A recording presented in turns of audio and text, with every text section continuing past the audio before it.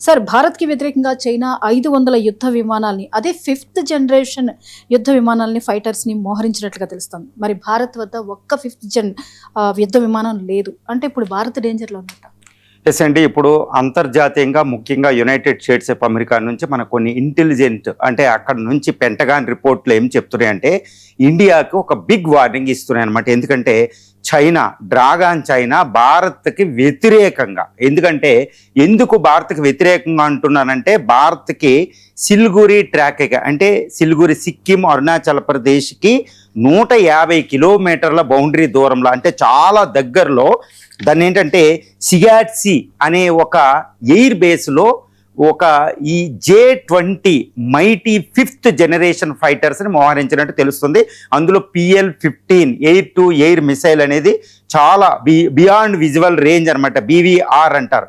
ఇది చాలా డేంజరస్ మిసైల్తో ఈ J-20 ఫైటర్ జెట్స్ని మోహరించినట్టు తెలుస్తుంది. ఇప్పటికే చైనా, డ్రాగన్ చైనా తన అమ్ముల పొదులో 500 పైగా, అంటే గుర్తుపెట్టుకోవాలి, 500 5th జనరేషన్ ఫైటర్ యుద్ధ విమానాలని J-20, J-35ని ప్రొడ్యూస్ చేసుకుని రెడీగా పెట్టుకున్నట్టుంది. బట్ అదే సమయంలో భారత్ దగ్గర ఉన్న 5th జనరేషన్ ఫైటర్స్ 0.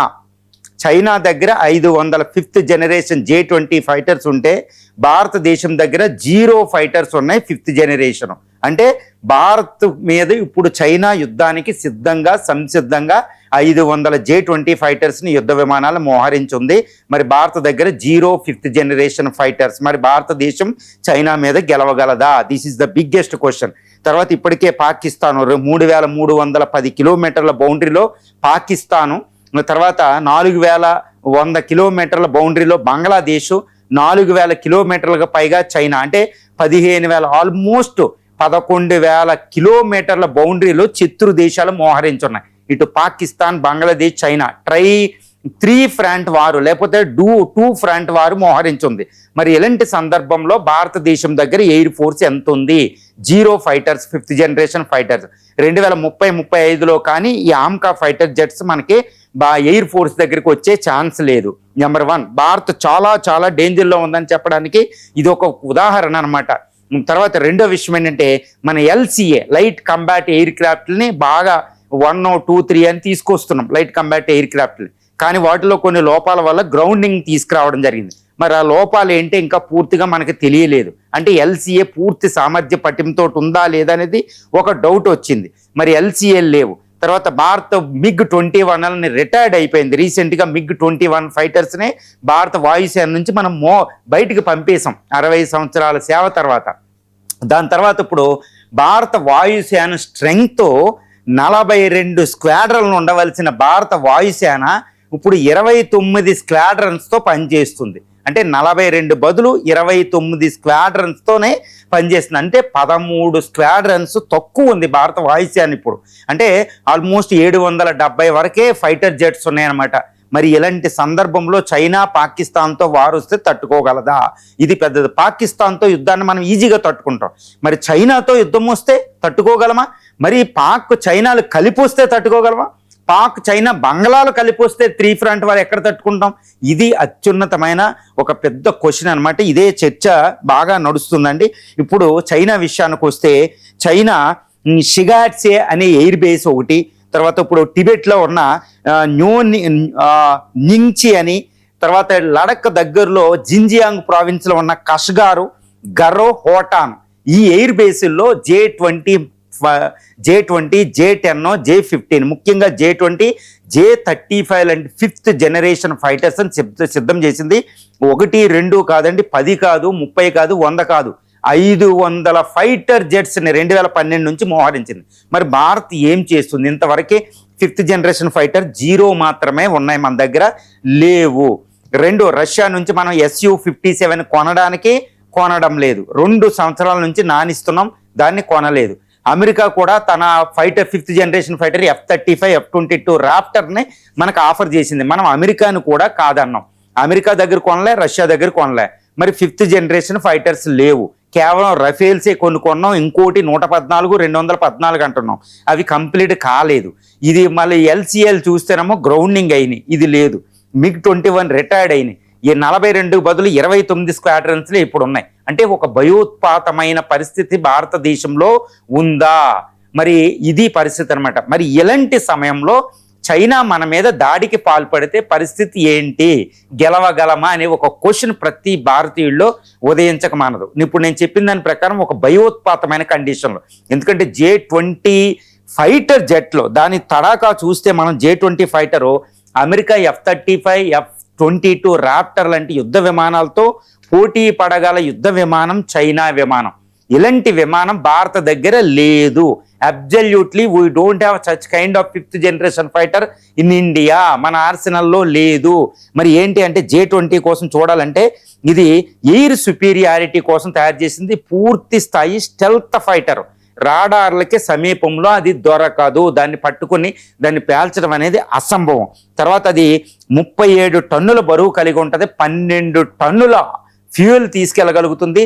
తర్వాత దీంట్లో 11 టన్నుల ఆయుధాలతో అది వస్తుంది. అణ్వాయుధ సామర్థ్యం కలిగింది. దానిలో PL రకాలు ఉంటాయి. PL-15 air to air, beyond visual range, air to surface, తర్వాత ఎయిర్ టు ఎయిర్ అంటే మిసైల్స్ ఉంటాయి. ఇది సైబర్ వార్ఫేరు, ఎలక్ట్రానిక్ వార్ఫేర్లో ట్రై చేస్తుంది. మాన్యువరబిలిటీ పూర్తి యాక్యురేట్గా ఉంటుంది. 2000 కిలోమీటర్ల పరిధిలో అది యుద్ధ రంగంలో ఉంటుంది. కంబాటివ్ రేంజ్ అంటారు. అంటే భారతదేశంలో కలకట్టా, న్యూఢిల్లీ దాకా అది రాగలుగుతుంది. న్యూఢిల్లీ ఉత్తర భారతదేశాన్ని అంతటిని అది అటాక్ చేయగలిగింది. తర్వాత దాని రేంజ్ 5500 కిలోమీటర్లు. అంటే అది హిమాలయాల అవతల వెళ్ళగలిగితే మొత్తం ఇండియా అంతా రీఫ్యూలింగ్తో ఇండియా అంతా అటాక్ చేసుకుని వెళ్ళగలిగే ఫైటర్ జెట్స్ అవి. మరి ఇలాంటి పరిస్థితిని మనం ఊహించుకుంటాం. This is what the J-20 fighter అండి. మరి భారతదేశ పరిస్థితికి వద్దాం. ఇప్పుడు మనం చూసాం J-42 బదులు 29 స్క్వాడ్రన్లు ఉన్నాయి. మరి భారత్ ఇదే సమయంలో చైనాతో యుద్ధం వస్తే పరిస్థితి ఏంటి? ఇది ఒక భయోత్పాతం అనమాట. కానీ ఒక్కటి మనం గుర్తుపెట్టుకోవాలి, భారతదేశం ఇదే పరిస్థితిలో చైనాతో యుద్ధం వస్తే అది J-20 500 యుద్ధ విమానాలను ఉపయోగించినా మరి భారతదేశం గెలవగలదా? ఈ క్వశ్చన్కి మనం చూద్దామండి. ఈ ప్రశ్నకి చూస్తే రీసెంట్గా ఏంటంటే ఎయిర్ పవర్, ఎయిర్ ఫోర్సు అనే ఒక ఎయిర్ ఫోర్స్ ప్రపంచంలో ఎయిర్ ఫోర్స్ ర్యాంకింగ్స్ అనేది ఒక ప్రపంచంలో ఒక డిఫెన్స్ ఇన్స్టిట్యూట్ ఇవ్వడం జరిగింది. ఈ ఎయిర్ ఫోర్స్ ర్యాంకింగ్లో మనం భారతదేశం చైనా కంటే మొదటి స్థానంలో ఉన్నాం. అది గుర్తుపెట్టుకోవాలి. అంటే United states of America, Russia తర్వాత భారత్ 3వ స్థానంలో ఉంది, చైనా 4వ స్థానంలో ఉంది. ఇది అసలైన వ్యూహం అనమాట. ఆ చైనా దగ్గర 500 యుద్ధ విమానాలు ఉన్నాయి. మరి భారత్ దగ్గర 0 ఉంది. గెలవగలదు అనే క్వశ్చన్కి నేను చెప్పేది ఏంటంటే ఎయిర్ ఫోర్స్ అంటే కేవలం యుద్ధ విమానాలు కాదు ఇది. అయినప్పటికీ ప్రపంచంలో అతి శక్తివంతమైన వాయుసేనలో చైనా ఉంది. దాని దగ్గర ఈ J-20 ఫైటర్ జెట్స్తో మనకి డేంజర్ అయితే ఉంది. ఇక్కడ అహంకారానికి, ఆరోగ్యంట్గా, ఇగ్నోరెన్స్కి, ఉపేక్షకి తోవ ఉండకూడదు. ఈ రకంగా మనం చూస్తే కీడించి మేలించే భావంతో ప్రిపేర్డ్ ఫర్ ది వర్స్ట్ చూస్తే భారతదేశం దగ్గర J-20 లాంటి 5th జనరేషన్ ఫైటర్ లేకపోవడం అనేది ఒక లోపంగానే నేను పరిగణిస్తాను. ఇక రెండోది ఏంటంటే మరి భారతదేశం గెలవగలదా చైనా అంటే గెలిచే అవకాశాలు ఉన్నాయి. భారత్కు ఒక వ్యూహం ఉంది.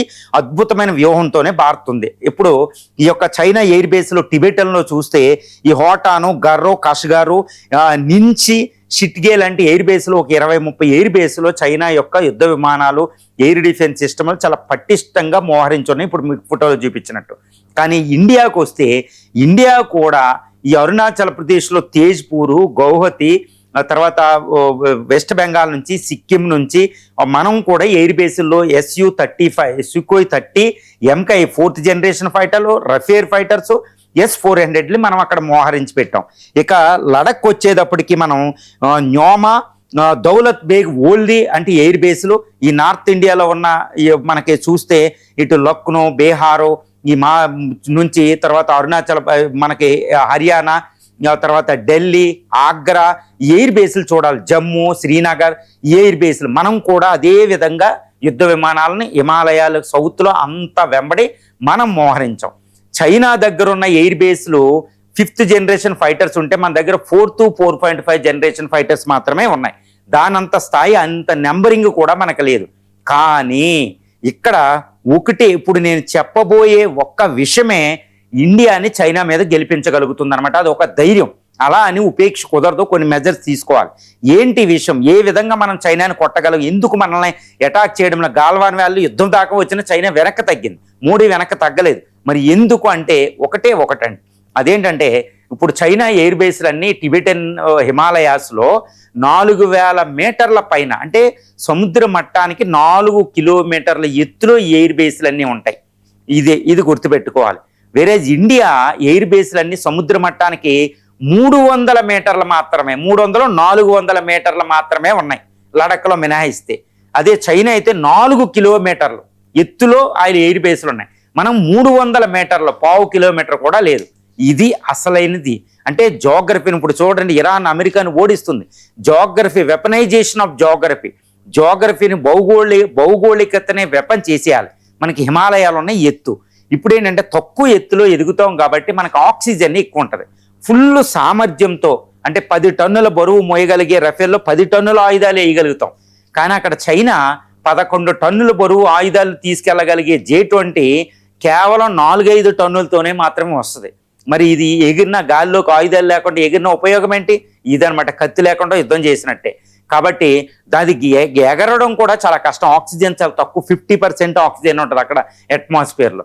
దీన్ని వెపనైజ్ చేస్తే ఆ 5th జనరేషన్ ఫైటర్ని మనం రఫేల్తో, సుఖోయ్ 30 MKLతో కూడా, 4th జనరేషన్ ఫైటర్స్తో, మన LCLతో కూడా చైనాను ఓడించవచ్చు, J-20ని అడ్డగించవచ్చు. తర్వాత మనం ఏంటంటే S-400 ఎయిర్ డిఫెన్స్ సిస్టమ్లో ఉపయోగిస్తున్నాం. అది J-20ని పసిగట్టు కూడా కూల్చగలగదు. అందుకే S-400 ఎక్కువ మనం తెచ్చుకుంటున్నాం. 5 నుంచి 6 S-400 రష్యా నుంచి కొంటున్నాం. అందుకే నార్త్ ఈస్ట్లో ఒకటి, కలకట్టా దగ్గర ఒకటి, తర్వాత జమ్మూ అండ్ కాశ్మీర్ పాక్ చైనా బోర్డర్లో ఉపయోగించే కూడా దానికి ఉపయోగపడతాయి అనమాట. ఈ విధంగా S-400 ఎయిర్ డిఫెన్స్ సిస్టమ్, సుదర్శన చక్ర, వీటిని ఉపయోగిస్తున్నాం. తర్వాత ఆర్మ్డ్ ఫోర్సెస్, హిమాలయాల వెంబడి ఎంత ఎయిర్ ఫోర్స్ ఉన్నా కింద హిమాలయాల వెంబడి భూతల దాడులు చాలా ఎక్కువ రోల్ ప్లే చేస్తాయి అనమాట ఇలాంటి బౌండరీలో. అక్కడ కూడా మన భౌగోళికంగా మన ఆర్మీ చాలా స్ట్రాంగ్గా ఉంది. ఇది నేవీ కూడా, మలక్కా స్ట్రైట్ నేవీలో ఇండియన్ నేవీ కూడా చాలా అలర్ట్ ఉంది. మలక్కాను క్లోజ్ చేస్తే చైనా ఆయిల్ సప్లైలు ఆగిపోతాయి. కాబట్టి చైనాకి తగ్గ వ్యూహం మన దగ్గర ఉంది. కానీ ఇక్కడ ఒక్కటే నెగ్లెక్ట్ చేయకూడదు. చైనా దగ్గర J-20 5th జనరేషన్ ఫైటర్లు ఉండి ఇప్పుడు 6th జనరేషన్ పరీక్షించే టైంకి వచ్చేసింది. మరి భారత్ ఆమెక 2030-35 కానీ రాదు. మరి ఈ సమయంలో యుద్ధం వస్తే, అందుకనే భారత్ కొన్ని మెజర్స్ తీసుకోవాలండి. అదేంటంటే రష్యా నుంచి Su-57 అనే యుద్ధ విమానాన్ని, 5th జనరేషన్ ఫైటర్ని ఎట్టి పరిస్థితులు అట్లీస్ట్ 2 నుంచి 3 స్క్వాడ్రన్లైనా, 50 యుద్ధ విమానాలైనా మనం తెచ్చుకోవాలి. కాబట్టి సో దట్ మనకేంటంటే సైకలాజికల్ ఎడ్జ్ అనేది ఇంపార్టెంట్ యుద్ధ రంగంలో. అరే అది 5th జనరేషన్ మనకు లేదు అనేది సైన్యంలో, ఎయిర్ ఫోర్స్లో ఉండకూడదు భారతీయుల్లో. అది మన శక్తి లోపం అవుతుంది. కనీసం 50 యుద్ధ విమానాలనైనా Su-57 రష్యా నుంచి కొనాలి. మరి రష్యా నుంచి లోపం ఉంటే అమెరికా నుంచి కూడా F-35 ఒక స్క్వాడ్రన్ అయినా మనం తెచ్చుకోవాలి. 2 రకాలు మనకు అవసరం. అక్కడ J-20, J-35, J-20S, A, B variants ఉన్నాయండి అక్కడ. అంత తక్కువ అంచనా కూడా. China is most powerful nation అది. తర్వాత LCAలు ఇప్పుడు గ్రౌండింగ్ అయిన వాటిని వెంటనే ఎక్కువ ప్రొడ్యూస్ చేయాలి. అంత తక్కువ కాదు. 29 ఉన్న స్క్వాడ్రన్స్నే మనం 42 స్క్వాడ్రన్లకి ఇమ్మీడియట్గా ఫిల్ చేయగలగలుగుతాం. అందుకనే మనం రఫేల్స్, అంటే రఫేల్ ఫ్రాన్స్ నుంచి ఇమ్మీడియట్గా రఫేల్స్ యుద్ధ విమానం 214 ఎంత ఖర్చు అయినా మనం తేవాలి. ఎందుకంటే దేశ రక్షణ కంటే ఏది ఎక్కువ కాదు. ఇప్పుడు అక్కడ ఇరాన్ చూస్తున్నాం ఎంత విపత్తులో ఉందో, అమెరికా అటాక్ చేస్తుంటే. కాబట్టి దాని దగ్గర యుద్ధ విమానాలు సరిగ్గా లేవు, ఎయిర్ ఫోర్సు, నేవీ సరిగ్గా లేదు. కాబట్టి మనం ఎంతటి విపత్తు వచ్చినా మనం ఆ డబ్బులు మాత్రం కొనిపెట్టి రఫేల్ని కొనాల్సిందే. తర్వాత అలయన్స్, క్వాడ్, ఇటు అమెరికా, జపాను, ఆస్ట్రేలియాతో క్వాడ్ని శక్తివంతం చేయాలి. తర్వాత చైనా చుట్టూ ఉన్న దేశాలతో మనం మిత్రత్వం అనేది చాలా ఇంపార్టెంట్. తర్వాత బంగ్లాదేశ్, పాకిస్తాన్ చైనాకి సపోర్ట్ చేయకుండా మనం ఎన్ని విధాలు చేయాలో అన్ని పన్నాగాలు, అన్ని విధాలు ప్రియంటి. ఎందుకంటే మన దేశ రక్షణకి ఏదైనా మనం చేయగలగాలి. ఈ విధంగా జోగ్రఫీని, హిమాలయాల్ని వెపనైజ్ చేసుకోవాలి. తర్వాత ఇంకా మన శక్తివంతంగా తయారు చేయాలి జాయింట్ కమాండ్. ఇది ఇంకా ఆ అణ్వాయుధాలు వీటిని బాగా ఇంప్రూవ్ చేసుకోవాల్సిన అవసరం అయితే ఉంది. ఈ విధంగా చైనా దగ్గర 5th జనరేషన్ ఫైటర్ 500, భారత్ దగ్గర 0 అయినప్పటికీ ఇప్పటికిప్పుడు యుద్ధం వస్తే చైనాతో మనం గెలవగలం, కానీ చైనాని ఓడించలేం. గుర్తుపెట్టుకోవాలి. We can defend our self but we can't offend the China. గుర్తుపెట్టుకోవాలి. మన మీదకి అటాక్ చేస్తే మనం తట్టుకోగలుగుతాం, కానీ చైనాని ఓడించలేం. చైనాను కూడా ఓడించగలిగే శక్తివంతంగా భారత వాయుసేన తయారవకపోతే మాత్రం చాలా ప్రమాదం. ఈ విషయంలో భారత ప్రభుత్వం వెంటనే Su-57, F-35, F-22 ర్యాప్టర్లు America, Russia నుంచో మనం ఇమ్మీడియట్గా తెచ్చుకోవాలి. ఆమ్కా ప్రోగ్రామ్ని చాలా ఫాస్ట్ చేయాలి. 6th జనరేషన్ ఫైటర్ ప్రోగ్రాంలో కూడా వెంటనే ఇటు జపాన్, ఇటలీ, ఫ్రాన్స్తో వెంటనే జాయిన్ అయ్యి 6th జనరేషన్ కూడా తయారు చేసుకోవాలి.